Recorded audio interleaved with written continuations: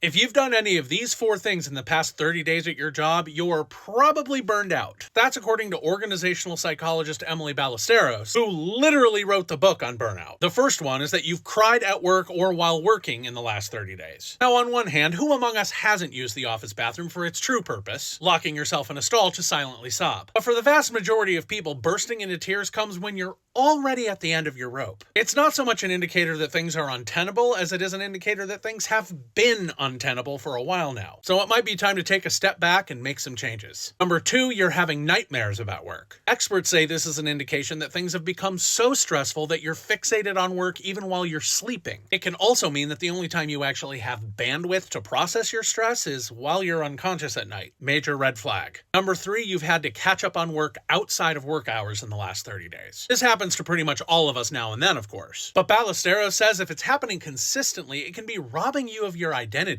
As she put it, a lot of people in this situation end up with a full resume, but an empty life. So if you relate to this, it's probably time to talk to your boss about your workload, which can be very stressful, of course. However, experts say that finding a trusted colleague or a neutral third party to discuss things with first, and then approaching your boss after you've come up with some actual potential solutions can make the conversation go a lot more smoothly, because it shows your boss that you're being proactive about the problem. And finally, number 4, getting sick or having an accident sounds like a vacation. Yeah, if you're feeling like this, it's time to back off. Whether it's having that conversation with your boss about your workload, or having a conversation with your partner about your at-home to-do list, something's gotta give, because feeling like the flu would be a vacation is among the reddest of red flags. So if any of these resonate with you and you feel like you're on the cusp of burnout, it's time to do what you need to do to take care of yourself. It'll improve not just your mental health, but also your job performance. But more importantly, you deserve better than burnout.